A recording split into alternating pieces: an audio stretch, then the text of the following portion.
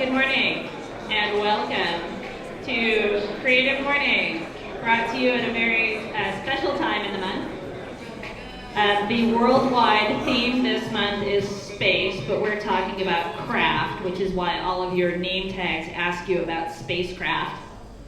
This is Creative Mornings. If you wandered in off the street, welcome. We have mimosas instead of Bloody Marys. I'm Erica Hall from Mule Design, just down the street, and I'm the San Francisco organizer. I'd really like to thank everybody who makes this all possible. Benjamin Wynn, the mimosa master over there, as always. Jenny Chu, who takes the videos, so you can watch this if you've had too many mimosas and don't really remember the talk. Tom Carmody taking the lovely still photos, and of course Whisk SF providing the delightful food. And as always, a big thank you to Parasoma, our hosts, who allow us to invade their space and get muffin crumbs all over the place once a month. Please, if you tweet, use the hashtag SFCM so everybody can follow along with the conversation. And now I would like to introduce our speaker, Perry A. Price, who comes to us from the Heartland, a special out-of-town visitor. He's the Director of Education at the American Craft Council. And he does a lot of thinking about craft. So he is from Minneapolis, Minnesota, and is also a pug aficionado, so near and dear to my heart, of course. So, Perry A. Price, thank you.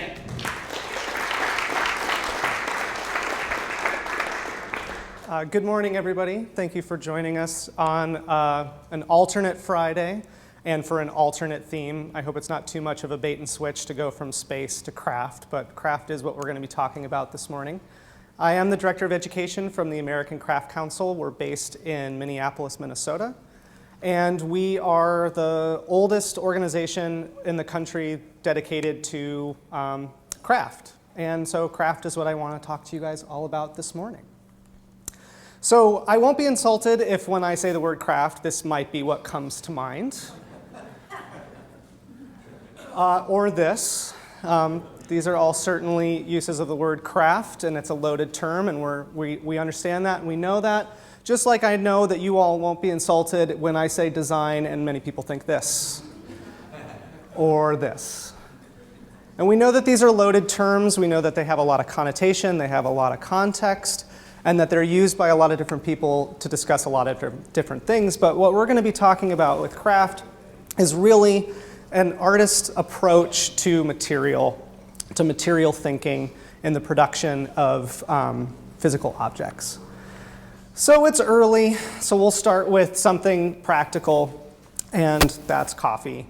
And I know that we're in San Francisco. There's a lot of people who care very much about what kind of coffee they drink, where the coffee is sourced, how the coffee is brewed. There's probably some very intimidating barista who is telling you to make coffee this way as opposed to that way. And when you're done, you end up putting it in something like this, which is just a mass-produced ceramic cup made in the hundreds of thousands halfway around the world. This is mine. It's emblazoned with Pete's Grill, which happens to be a diner from Baltimore where I went to school. It's got a lot of nostalgia for me. It's the diner that I probably spent every breakfast at while I was in college, and it's traveled halfway around the world. But it's just a ceramic cup, and it actually does its job both very well and very poorly. If you think about it, it is interchangeable with any other number of ceramic cups, but it doesn't actually keep your coffee warm for very long. If anyone has had a cup of coffee out of this, it tends to go flat very quickly, and that's because the ceramic that it's made of is an insulating material that actually pulls all of the heat directly out of the coffee and distributes it into the air. They're also completely interchangeable with any other coffee cup that you might use. I'm sure at home or at work you're surrounded by thousands of coffee cups that are pretty similar. If you watch the British TV show, The IT Crowd, there was a wonderful episode in which the character of Maurice Moss on the right, seen holding one of these classic mugs, tried to identify his particular mass-produced mug by putting his face on it, but unfortunately he put his face on the bottom, and so he couldn't identify it until someone else was drinking out of it.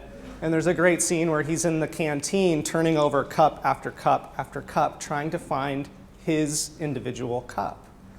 And so when we're talking about a mass-produced object, the idea of finding the one that is yours is pretty problematic. I'm sorry that this slide is so dark, but this is the cup that I should be drinking my coffee out of every morning. This is a mug that was made by hand by Warren Mckenzie, who is a giant in the functional pottery world. He lives just outside of Minneapolis, Minnesota.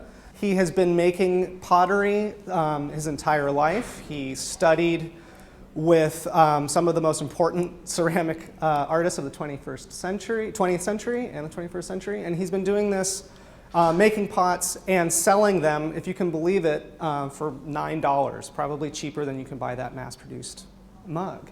But I am terrified to use that mug because mugs just like that are in museums all over the country. And if I used it, I might break it, I might stain it. And Warren would kill me for saying so, but it sits on a shelf because he actually makes these mugs to be used rather than to just be admired. And so this is actually one of the problematic things that we have when we're talking about craft and handmade objects is what role do they actually play in our lives? Are they functional? Is their function purely aesthetic? And how do we understand our relationship to these objects? But as I mentioned, craft is actually a real exploration of materiality. This is a bowl that is made out of maple leaves by an artist here in the Bay Area named Kei Sekamachi. Here's Kei at a loom in the mid-20th century. And craft comes out of an exploration of traditional manufacturing techniques, but in the 20th century, it's been all about how do we understand and explore our relationship to these materials. So Kei, who came out of a tradition of weaving, actually looked at the material of maple leaf and saw its potential as a material for expression and for construction. These are some of her more famous pieces, which are made out of monofilament. She was the first person to think, I can take this new industrial material, plastic monofilament, and I can put it on a traditional loom, and I can weave using this monofilament. And these pieces, she actually took it a step beyond that by realizing that she could weave on multiple layers. So rather than weaving in just one plane, she was weaving on multiple planes on the same loom on the same time. And so you end up with these pieces that when you take them off the loom and you pull them from the center, they become these ethereal jellyfish-like things. But this was somebody who saw the material and the artistic potential in a traditional manufacturing and art creation practice and using brand new materials. So it has everything to do with material thinking. And then I just have to show this. Kei took classes at California College of the Arts back when it was California College of the Arts and Crafts. And this is her report card on weaving. And it's signed by Trude Guillermo Perez, who was another giant of the art weaving movement. And you can see that she got an A. So she was, she was good. We can't have a conversation about craft without also talking about skill.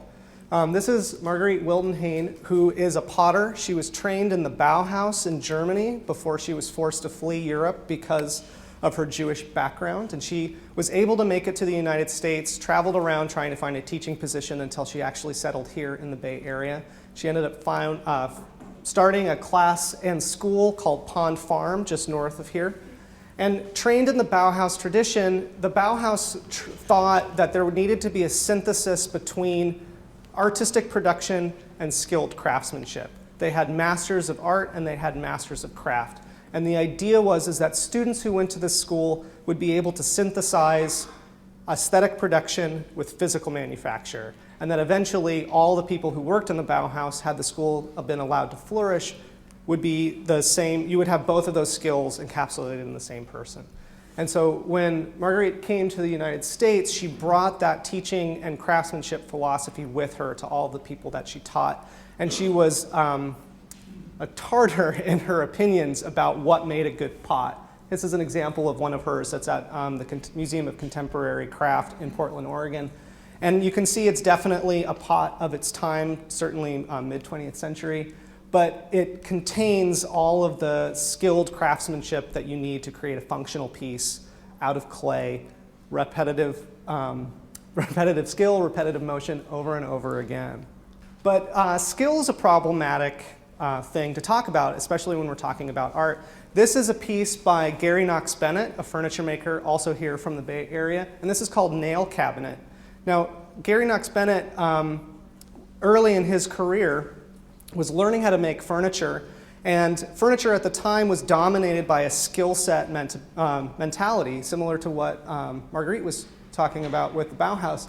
And so what you see here is a very traditionally made cabinet that all of the dovetail joints are absolutely perfect, all of the wood grain is absolutely perfect, and he labored on this for years, and it just was never quite right, and it was never perfect. And so at some point at the end of working on it, he actually took a nail and just smashed it into the front of the cabinet. Halfway in, bent it down, totally damaged the wonderful wood, and you actually can't really see it, but it's up on the top. This is a picture of Gary, surrounded by some of his more contemporary work. So this moment actually kind of, for studio furniture, ushered in a new movement and a new way of thinking about furniture. It could be a synthesis between skill and artistic temperament, but it needed to be, skill was in service of artistic temperament. The piece wasn't just meant to be a masterpiece that showed off just how good of a furniture maker you are.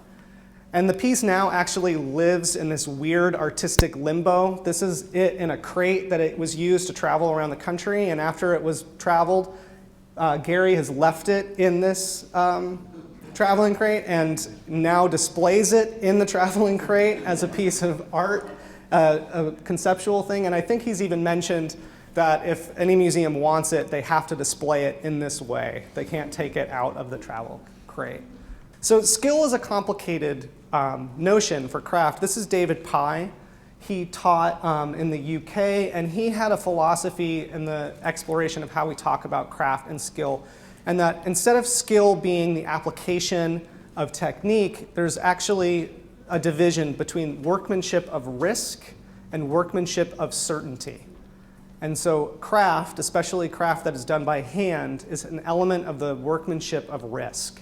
Anytime you do something by hand, there's always the opportunity for the dog to bark or the kid to scream or you just to screw up, and you've ruined that line, you've ruined that cut, you've ruined whatever you're doing. Whereas something that is made by machine has more of an element of a workmanship of certainty. You know every time you do this particular application, something's going to happen.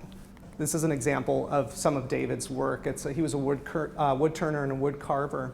And so when you think about craft as more the division between workmanship of risk and the workmanship of certainty, you can see how craft in the 21st century can start to evolve along with the various tools that we have for the application of the workmanship of craft or the workmanship of certainty. 3D printing is a huge thing right now. It's this idea that everybody will have a 3D printer in their home, and any product that you want, you can download the plans and you can print it out yourself. And this is the idea of workmanship of certainty. And a lot of people who work with their hands are reticent about this development, but I actually don't think it's something that we need to be scared of. We need to be excited about its potential. And the reason I'm not so worried about it is how many people have printers at home, and the only thing that you used to use it for was printing out your boarding pass when you would go travel to the airport, although now everyone does it on their phone. Just like everybody who has Photoshop on their computer certainly is not, or any of the Adobe Creative Suite programs certainly cannot call themselves a designer. There still is an application of skill. There's still an application of your technique. I also love using this because I love the fact that Photoshop has the authorship on this boot up page of everyone who's involved with the creation of that program. So the difference between workmanship of risk and workmanship of certainty has everything to do with the way that we produce handmade objects. This is Edith Heath. You'll know her as the founder of Heath Ceramics, which is based here. Edith, as an early studio potter, saw the potential of making objects using semi-industrial techniques, using jiggers, which is a handmade way to put clay into a mold. This is one of her famous teapot shapes. And what was interesting is that Edith was really ahead of her time when it came to understanding the difference between semi-industrial production and totally handmade production. I'm actually loath to say this, but my organization, the American Craft Council, used to have the first craft retail space in New York in the mid-20th century. And when Edith started producing this type of work, she was told that she couldn't display and sell her work in America House because it was not completely made by hand. Now, Edith's work and her legacy has endured. You can still go down to Heath and buy these exact same products. And if you go and have a chance to visit their factory, you can actually see the large amount of workmanship, both of risk and of certainty, that go into the production of these objects. This is Paola Antonelli. She is the curator of art and architecture at MoMA. And I show her because she was involved with the exhibit of video game art at MoMA a few years ago. And she did this because she wanted to talk about video games as being a source of design and moving design away from thinking about aesthetics. That design had more to do with the way that we interact with things and less to do with the aesthetics of a particular chair. So when we think about design, design has everything to do with the way that we interact with it rather than whatever happens to be the aesthetics of the way that it works. And I would argue that craftsmanship actually has a similar relationship, but it's a relationship to the way that we interact with the material as opposed to the way that we interact with the design. It has everything to do with the way that we understand the way that the material works. This is Richard Sennett looking very professorial. I just had to use this picture even though it's a little blurry in his corduroy jacket. And he wrote this book, The Craftsman. Richard is a sociologist, and he was more interested in the way that craftsmen functioned as individuals. And the reason I have him follow up Paola is because he actually has an argument that all of those Linux programmers who have been working tirelessly to make this program, which is open source, continue to grow and evolve, are involved with a craftsmanship activity. These are people who are applying skill to a totally digital media, which has the same result as someone who is spending their life dedicated to understanding how clay works. And so we're still talking about a relationship to whatever the media is and our material understanding of it, whether it's code or whether it's clay. This is Vivian Beer. She's a furniture maker, and this is one of her pieces. What the amazing thing about craft is that because it is so rooted in understanding of material processes, it continues to evolve as our relationship to materials continues to evolve. So this bench is actually made out of steel and ferrous concrete. It's hollow. It still weighs a ton, but it's a steel framework, and then it's coated with ferrous concrete, which is concrete that is embedded with a metal material. And she's able to both play with an understanding of how this material can actually behave, as well as kind of find the physical limitations of what this material can do and the creation of these really sensuous curves. And she started doing this just with steel, and now she's doing it with concrete. And so part of craft can also be the exploration of material, but also the denial of what that material actually is and what it can do. This is Marvin Lepofsky. He's a glass artist. And early in his career, he did a series of pieces called California Loop, in which he blew pieces of glass, and then when he was done, he flocked them with the same type of felt flocking material that you see on children's toys. And this was a denial of the material characteristics of glass. It was a denial of the transparency. It was a denial of the way that light worked with glass, and it was instead focused just on the fluidity that you were able to get out of the craft media. So even while we're exploring what the material does and how it behaves and what it is, there also is an opportunity to explore what the material doesn't do or what we don't like about the material.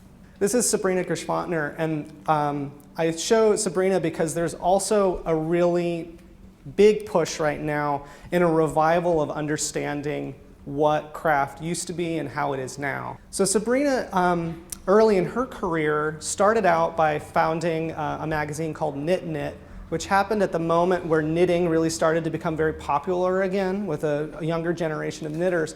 And she was always trying to explore what knitting in a modern context actually meant. And so she's been able to kind of explore what does a traditional craft mean in the 20th and 21st century? And this is an example of her most recent body of work. This is a quilt that's made out of film, actual film that she's cut up and used for a pattern effect. And these are films that were deaccessioned from a collection, and they're all films about women's work in textile.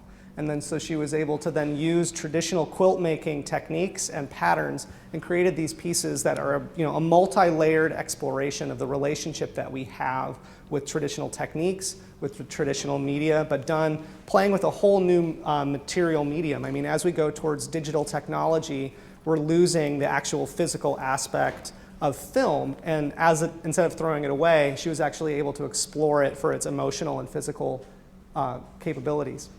This is Jenny Hart. She's the founder of Sublime Stitching, and like Sabrina, this is someone who's taking a traditional craft, which is cross-stitching, and was able to bring it and reinterpret it for the 21st century.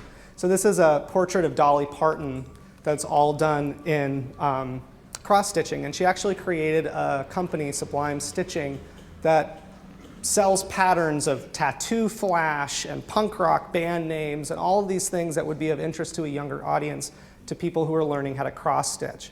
So there's a generational shift between looking back at the traditional ways that we've understood craft material and craft participation and exploring it in a 21st century context. This is Eileen Osborne Webb. She was the founder of the American Craft Council. Here she is sitting at the wheel, looking very stylish in her patchwork coat. And you might have noticed that everybody that I've talked about in this presentation, I've also labored to show you a photograph of the actual person. And that's one of the most important things about the craft movement, is that it has more and as much to do with the individuals who are involved with the creation of these objects than it has to do with the objects themselves. Behind all of these objects and the exploration of material are the artists and the individuals who are doing the exploration, who are doing the material processes. And Eileen knew that when she founded the organization, there was always a focus on the artists themselves as opposed to the place of those objects in the world. And so craft, while it's about our relationship to material, is also about our relationship to each other. It's the way that we exercise empathy with each other through material objects. It's a way to understand who is responsible for the material culture around us. Again, this is a terrible slide, but this is my son coming back from the hospital wearing a hat that was knitted by nurse volunteers at the hospital. It could have been any type of hat from any type of medical supply store, but instead the hospital included hats for all of the newborns coming home from the hospital that were hand knit. Now, I've never met any of the people who knit this hat. It could have been knit 2 years ago, but this is an object that, while it uses not great materials and a very simple technique, I'll probably never get rid of, because it represented an empathetic connection to that moment in my life with these people who produced it through a physical object. So this is the coffee cup that I should use every morning. This was a coffee cup that was made by my aunt, who is a potter, who taught me how to be a potter. And this is part of a set that was given to me by my cousin after my aunt passed away. And like the Warren Mckenzie cup, I will never use it because it represents a finite connection to a family member that if it's broken, it can never be replaced. But instead, this is a coffee cup that I made. And this is the coffee cup that is, so I actually kind of lied, I do use that Pete's cup most of the time, but this is a mug that is also in heavy rotation, because this is a mug that I made. And so for all of its problems, the handle's too thick, the rim is too thin, it actually has a terrible base, it tips over all the time. This is a coffee mug that I use pretty frequently because it's a coffee mug that I made. So I understand the relationship of the material to it and to me and to the coffee that I drink out of it. And it keeps my coffee much warmer. And so as the last thing I kind of want to leave with you, this is a quote by Charles Eames, in which he mentions that he's a little taken aback by anyone calling himself an artist, because my feeling is that the kind of designation that other people should give. You can be an artist in any field, but getting a degree to call yourself an artist would be like getting a diploma to call yourself a genius. If your work is good enough, it can be art, but art isn't a product, it's a quality. Sometimes that's lost sight of. Quality can be in anything. And I think that this is true for art, it's true for design, and it's true for craft. Craft is not a product, it's a quality. And it has to do with our material understanding of the objects that we surround ourselves with every day. So that's it.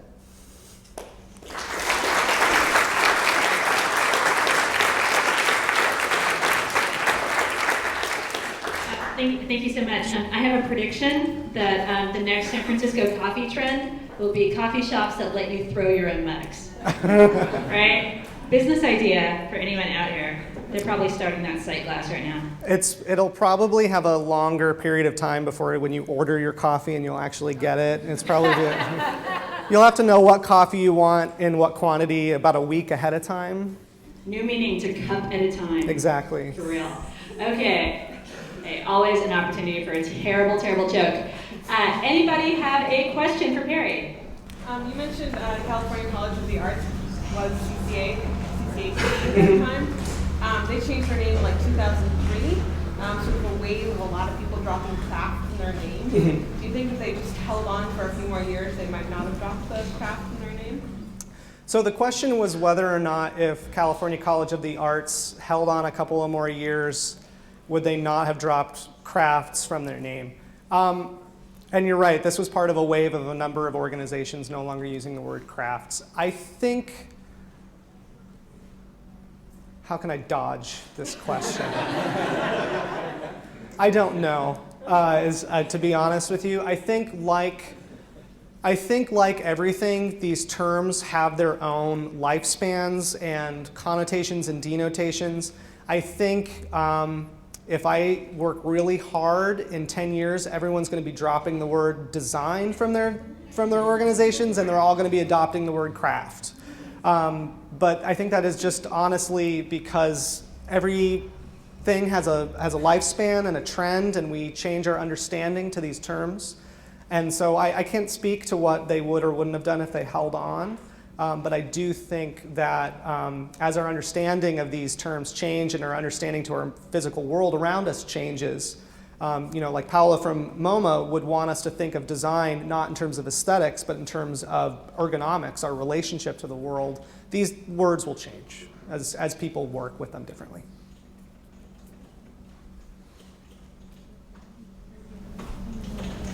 During one of your slides, you mentioned that you made a real effort to try to focus on some of the artists and craftspeople that are doing the work. Do you think there's a flip side to that there's a danger that we get a little too obsessed with the people that, not quite cult of personality, but we take that a little too far with the things that we have? I'm thinking of like the design within reach, and we take that a little too far and focus a little too much on the people and how do we sort of strike that balance? Sure. So the question was whether or not there's a cult of personality attached to if we take too far the idea that we are interested in the person behind the object. I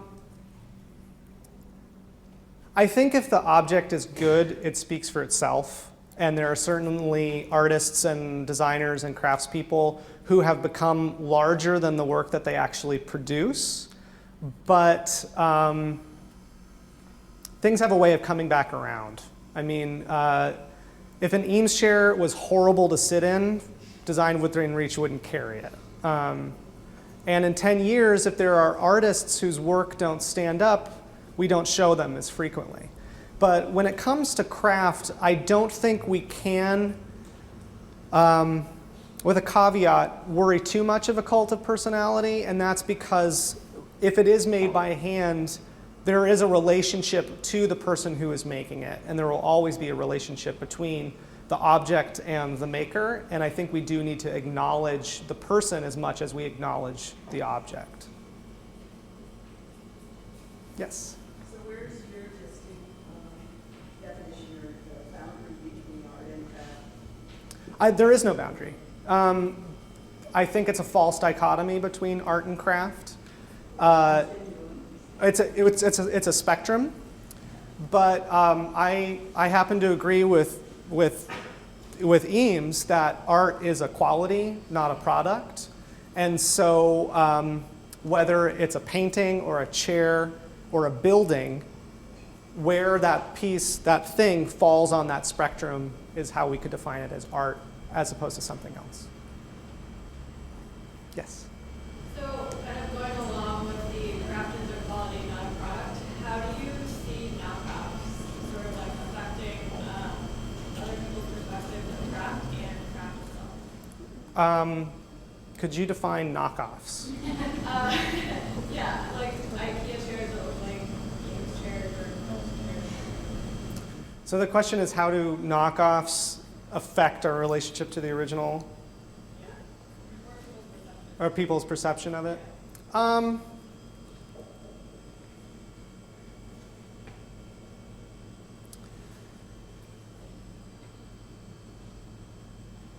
I would make the analogy between a knockoff and an original as like really bad coffee versus really good coffee. There's always going to be a moment where you understand the difference between something that is good and something that's actually better than it. And one of the things that I think is really important is that we spend enough time helping people train themselves to be sensitive to the world around them so that they can make those distinctions for themselves. I think there's always the opportunity for the knockoff to be better than the original. And we do have to make sure that there's the opportunity to acknowledge that. I think there's also the opportunity for knockoffs, or what we might understand as knockoffs, to be kind of an exploration of the next step of the lifespan of that object. But if we're talking about just pure like reproductions of somebody else's stuff in order to sell it in the marketplace, I think that's just the downside of the capitalist system of understanding why we produce these objects. So have I effectively talked around that question enough? Okay. Yeah. What are some of the exciting ways you're seeing technology influence craft? So the question is, what are some of the exciting ways we're seeing technology influence craft? I think to go back to 3D printing, the way that I think is really exciting is that there are people who are seeing these new tools or new materials, and they're understanding the way that artists always do. They're finding the edges of what that product was designed to do or how it was understood to behave, and they're pushing it, and they're playing with it, and they're trying new things. So there are a number of jewelry artists who are exploring the possibility of 3D printing. The lab at MIT, I know, I've seen them build a cuckoo clock layer after layer after layer. So they're talking about a fully functioning object that needs no assembly. So I think what is going to be the most exciting thing about it, it's not that a 3D printer will be able to produce at home over and over and over again this object that could have been produced the same way in another medium, but that what's going to happen with these technologies is that as more people explore them, we're going to find what are the things that they can do that nothing else could do. I mean, in 10 years, it'll be like the difference between a hand-built ceramic cup and one that was thrown on the wheel. I imagine when the wheel came out, potters' minds were just, and so we'll see something similar happen. Thank you for your talk, Craig. You've mentioned craft, discussed craft in the context of mastery over physical materials, but to your interesting point about code, about it not being a physical object, I'm wondering how legitimate do you find it to think and talk about craft as transcending physical objects and mastery over, let's say, a tangible body? That's a very interesting question because that has to do with our understanding of craft in its relationship to skill. And this is one of those places where the multiple ways that we understand the term craft and the definition of craft. I think if we were going to be honest, we would say that it's perfectly legitimate to talk about the craft of the dancer, just like we would talk about the craft of the person writing code. What I do think is really interesting is, MoMA has made an effort to actually acquire the code behind some of these video games that they want to collect. And if you think about what that actually means, they're applying older ways of understanding the museum acquiring an object to something that is brand new in a way, something that's different. And we don't think about that in the same way to, say, acquiring a performance. So I think that there is always going to be a performative aspect to material creation, just like there's a performative aspect to say dance. But our relationship to how we understand that physical thing depends on the media itself. But I do think it's fair to talk about that craft. I would say that we don't call it craft, though, because it's a different discipline. If we had to put everything in a box, it's just helpful. Okay, I think we have time for one more quick question. Anyone? Sure. Yeah.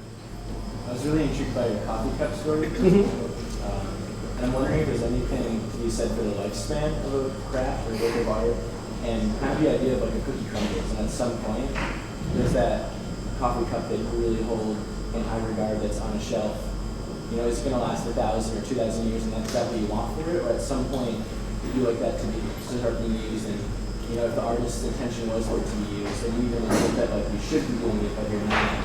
It just seems like a really interesting duality that I'd love for you to speak more about, this kind of tension between you should, but you're not, and is there a lifespan for a craft that where it naturally then either breaks, and is that okay if it breaks at some point, or should it last forever?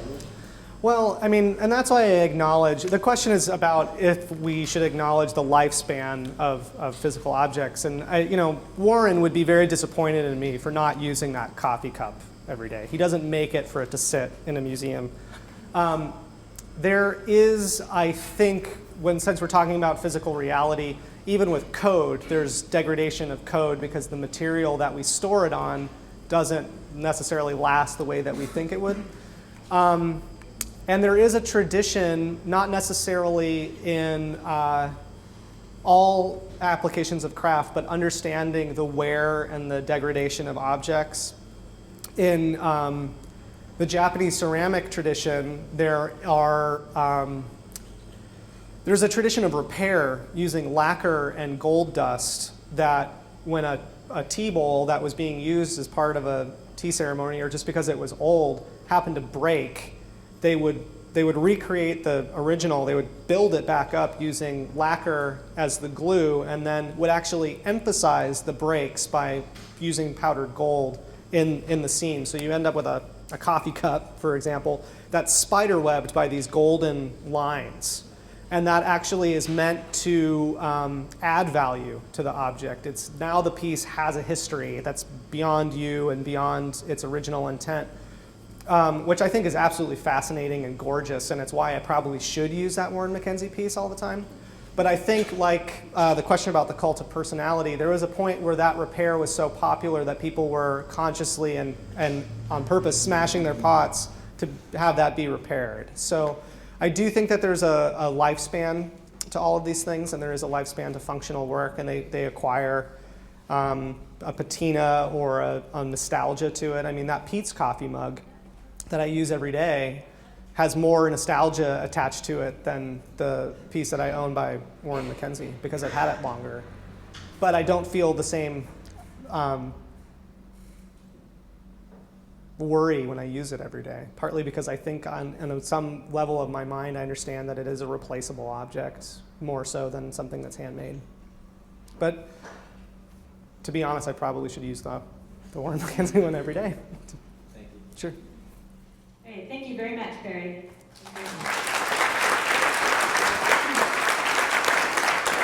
So thanks very much, and watch San Francisco _CM on Twitter for announcements of future events. Thank you.